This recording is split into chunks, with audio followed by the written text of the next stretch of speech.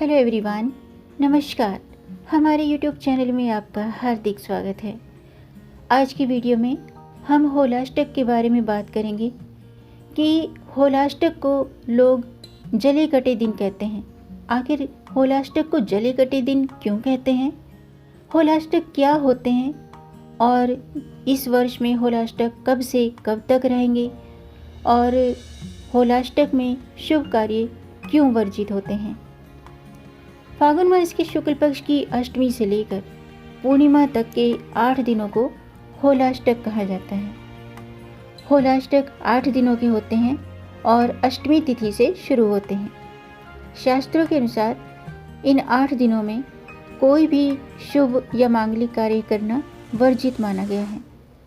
फागुन मास भगवान शिव और भगवान श्री कृष्ण की उपासना को समर्पित है और होली हमारे देश का बहुत बड़ा त्यौहार है। इसे रंगों का त्यौहार भी कहा जाता है। इस त्यौहार को लोग बड़ी धूमधाम से मनाते हैं और पूरे देश में होली का त्यौहार खुशी से मनाया जाता है। होली से 8 दिन पहले होलाष्टक लग जाते हैं और इस समय पर कोई भी शुभ कार्य नहीं किया जाता है। होलिका दहन के अगले दिन लोग एक दूसरे पर रंग डालकर खुशियाँ मनाते हैं।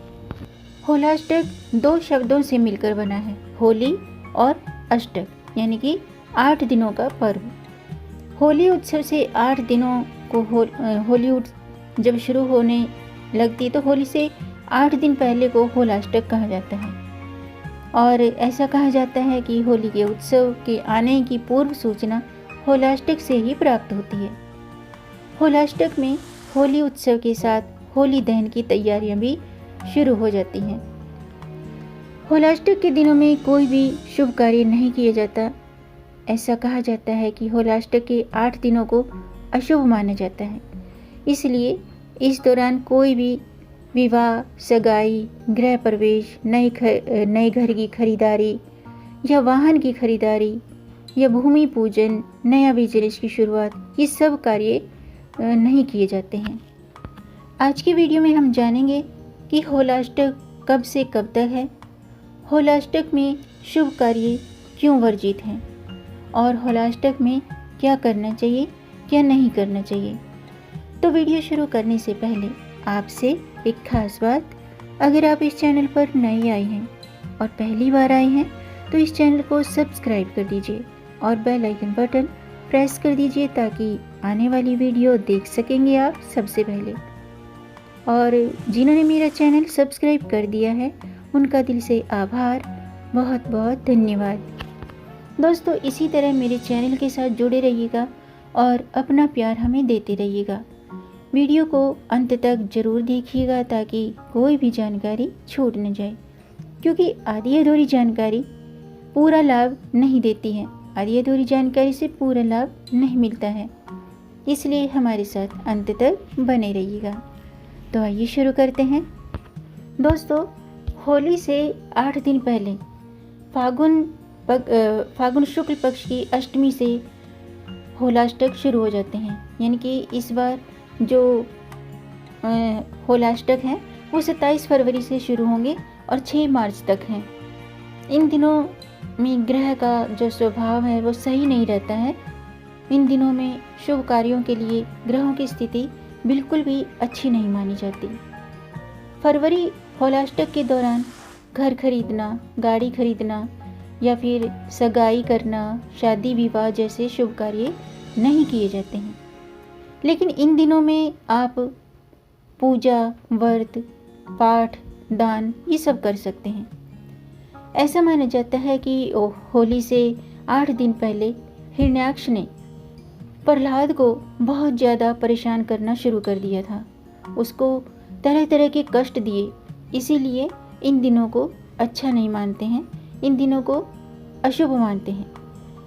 होली का दहन 6 मार्च सोमवार को किया जाएगा। इसके अगले दिन 7 मार्च को रंग वाली होली खेली जाएगी और फागुन महीने की पूर्णिमा तिथि 6 मार्च को शाम के 4:17 पर शुरू होगी और 7 मार्च को शाम के 6:09 तक रहेगी। होलिका दहन पूर्णिमा की रात्रि में होता है इसलिए होलिका दहन 6 मार्च को किया जाएगा। होलिका दहन का शुभ मुहूर्त 6 मार्च को शाम के 6:38 से रात्रि के 9:06 तक रहेगा। अगर दोस्तों, अगर आपको या आपके घर में किसी को भी बहुत जल्दी नज़र लग जाती है, या आपके काम में, आपके बिजनेस में नज़र लग जाती है, या किसी का किया कराया हुआ है, या आपके घर पर बहुत ज़्यादा नकारात्मक ऊर्जा रहती है, घर से बीमारी नहीं जा रही है, तो आपको होलाष्टक पर यानी कि होलिका दहन के समय कुछ खास तरह की सामग्रियाँ डालने से इन परेशानियों से निजात मिल सकती है। दोस्तों, होलाष्टक में कोई भी शुभ काम नहीं किया जाता है। इससे संबंधित बहुत ही प्रसिद्ध पौराणिक कथा है, जिससे मालूम होता है कि शुभ कार्य इन दिनों में क्यों नहीं किए जाते हैं। एक पौराणिक कथा कामदेव की है। पौराणिक कथा के अनुसार इंद्रदेव के कहने पर कामदेव ने भगवान शिव की तपस्या भंग कर दी थी। इससे नाराज होकर भगवान शिव अपने तीसरे नेत्र से प्रेम के देवता कामदेव को फागुन की अष्टमी तिथि के दिन ही भस्म किया था। कामदेव की पत्नी रति ने 8 दिनों तक शिव की आराधना की और कामदेव को पुनर्जीवित करने की प्रार्थना की थी, जिसे भगवान शिव ने स्वीकार कर लिया और इसी परंपरा के कारण ये 8 दिन शुभ कार्यों के लिए वर्जित माने जाते हैं।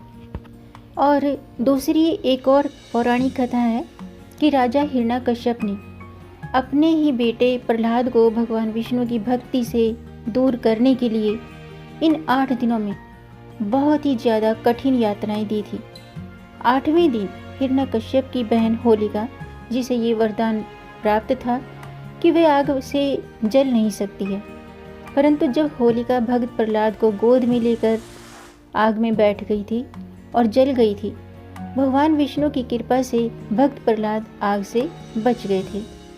इसीलिए इन 8 दिनों में कोई भी शुभ काम नहीं किए जाते हैं और इसीलिए इन दिनों को जले कटे दिन कहा जाता है, क्योंकि इन दिनों में हिरण्यकश्यप ने अपने बेटे को बहुत ज़्यादा यातनाएं दी थी और इसीलिए इन दिनों में कोई भी शुभ काम नहीं किए जाते हैं, क्योंकि शास्त्रों में ऐसा कहना है कि इन दिनों में किए गए कार्यों से कष्ट, अनेक और पीड़ा की आशंका रहती है और विवाह आदि संबंध विच्छेद और कलह का शिकार हो जाते हैं।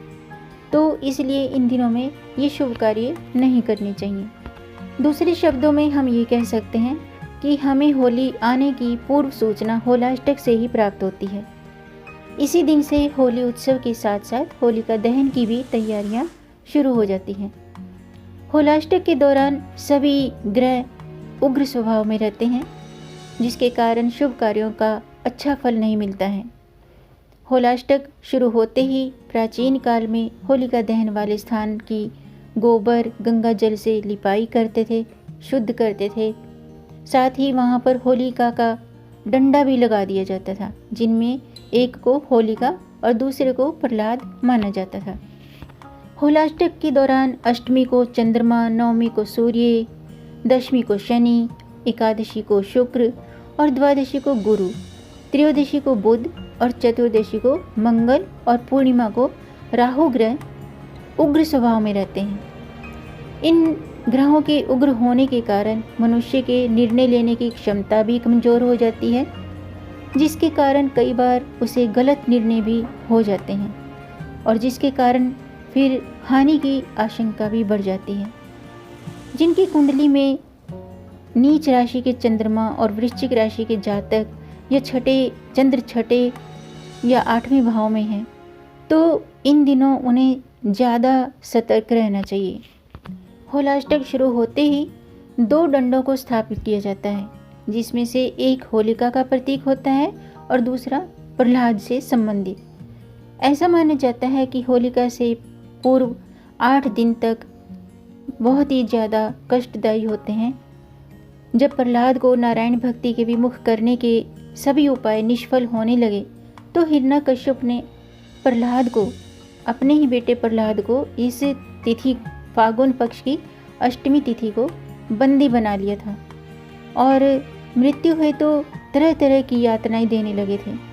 किंतु प्रहलाद विचलित नहीं हुए, परेशान नहीं हुए। इस दिन से प्रतिदिन प्रहलाद को मृत्यु देने के अनेक उपाय किए जाने लगे, किंतु भागवत भक्ति में लीन होने के कारण प्रहलाद हमेशा जीवित बच जाते थे। इस प्रकार 7 दिन बीत गए और 8वें दिन अपने भाई हिरण्यकश्यप की परेशानी देख उसकी बहन होलिका, जिसको ब्रह्मा द्वारा अग्नि से न जलने का वरदान मिला हुआ था, तो होलिका ने प्रहलाद को अपनी गोद में लेकर अग्नि में भस्म करने का प्रस्ताव रखा, जिसे हिरण्यकश्यप ने स्वीकार कर लिया। और परिणाम स्वरूप होलिका जैसे ही अपने भतीजे को प्रहलाद को गोद में लेकर जलती हुई आग में बैठी तो वे स्वयं जलने लगी और प्रहलाद पुनः जीवित बच गए, क्योंकि उनके लिए अग्निदेव शीतल हो गए थे। तभी से भक्ति पर आघात हो रहे इन 8 दिनों को होलाष्टक के रूप में मनाया जाता है और इन दिनों को शुभ नहीं माना जाता है। इन दिनों को जले कटे दिन इसीलिए कहा जाता है। भक्ति पर जिस जिस तिथिवार को आघात होता, उस दिन तिथियों के स्वामी हिरण्यकश्यप से क्रोधित हो करके वो ग्रह उग्र हो जाते थे। तभी से फागुन शुक्ल पक्ष की अष्टमी के दिन से ही होलिका दहन के स्थान का चुनाव किया जाता है और इस दिन से ही होलिका दहन के दिन तक इसमें प्रतिदिन कुछ कुछ मतलब लकड़ियाँ डाली जाती हैं और पूर्णिमा तक ये लकड़ियों का बड़ा ढेर बन जाता है। पूर्णिमा के दिन शाम के शुभ मुहूर्त में अग्निदेव की शीतलता और स्वयं की रक्षा के लिए उनकी पूजा करके होली का दहन किया जाता है। जब प्रहलाद बच जाते हैं तो उसी खुशी में होली का त्यौहार मनाते हैं। ग्रंथों में उल्लेख मिलता है कि भगवान शिव की तपस्या को भंग करने के अपराध में कामदेव को शिव जी ने फागुन की अष्टमी में भस्म कर दिया था। कामदेव की पत्नी रति ने उस समय भगवान से क्षमा याचना की और शिव जी ने कामदेव को पुनः जीवित करके आश्वासन दिया था और इसी खुशी में लोग होली रंग खेलते हैं। होलाष्टक के दौरान इन दिनों में पूजा पाठ करने और भगवान का स्मरण और भजन करने से शुभ फलों की प्राप्ति होती है, नेगेटिविटी दूर होती है। माना जाता है कि होलाष्टक में कुछ विशेष उपाय करने से कई तरह के लाभ प्राप्त किए जा सकते हैं। होलाष्टक के दौरान श्री सूक्त और मंगल ऋण मोचन स्तोत्र का पाठ करना चाहिए, जिससे आर्थिक संकट समाप्त होकर कर्ज से मुक्ति मिलती है। इस दौरान भगवान नरसिंह और हनुमान जी की पूजा का भी महत्व है, यानी कि आप इन दिनों में भगवान नरसिंह और हनुमान जी की पूजा जरूर करें। इन दिनों में दान पुण्य का भी महत्व होता है, मंत्र जाप का भी महत्व होता है और पूजा पाठ का भी महत्व होता है। तो इन दिनों में आप ओम नमो भगवते वासुदेवाय इस मंत्र का जाप कर सकते हैं और अगर आप शिव के भक्त हैं तो शिवलिंग पर जल और दूध चढ़ाएं, ओम नमः शिवाय मंत्र का जाप करें और हनुमान जी के भक्त हैं तो हनुमान मंदिर में दीपक जलाकर हनुमान चालीसा का पाठ करें। इन दिनों भगवान श्री कृष्ण के बाल स्वरूप बाल गोपाल की भी पूजा विशेष पूजा करनी चाहिए, यानी कि दक्षिणावर्ती शंख से भगवान का अभिषेक करें और कृम कृष्णाय नमः इस मंत्र का जाप करें। होलाष्टक के दिनों में नकारात्मक ज़्यादा सक्रिय रहती है और इसी वजह से हमारे विचारों में भी नकारात्मकता बढ़ जाती है। तो होलाष्टक में मन को शांत और सकारात्मक रखने के लिए आप इन बातों का ध्यान रखेंगे, इस तरह से इन मंत्रों का जाप करेंगे, पूजा करेंगे तो जीवन में सुख शांति बनी रहेगी। तो दोस्तों अब मुझे दीजिए इजाज़त, मिलेंगे नई जानकारी के साथ। अगर आपको जानकारी अच्छी लगी हो तो लाइक के बटन को प्रेस कर दीजिए और इस जानकारी को ज़्यादा से ज़्यादा शेयर भी कर दीजिए ताकि औरों को भी इससे लाभ प्राप्त हो। और अगर आपका कोई प्रश्न है या कोई सुझाव है तो कमेंट बॉक्स में ज़रूर लिखें। मेरे चैनल को सब्सक्राइब जरूर करें ताकि आने वाली वीडियो देख सकेंगे आप सबसे पहले। वीडियो को अंत तक देखने के लिए आपका बहुत बहुत धन्यवाद। मिलेंगे नई जानकारी के साथ, तब तक आप खुश रहें और स्वस्थ रहें। अपना ख्याल रखें, अपनों का भी ख्याल रखिएगा। जय श्री हरि, हर हर महादेव।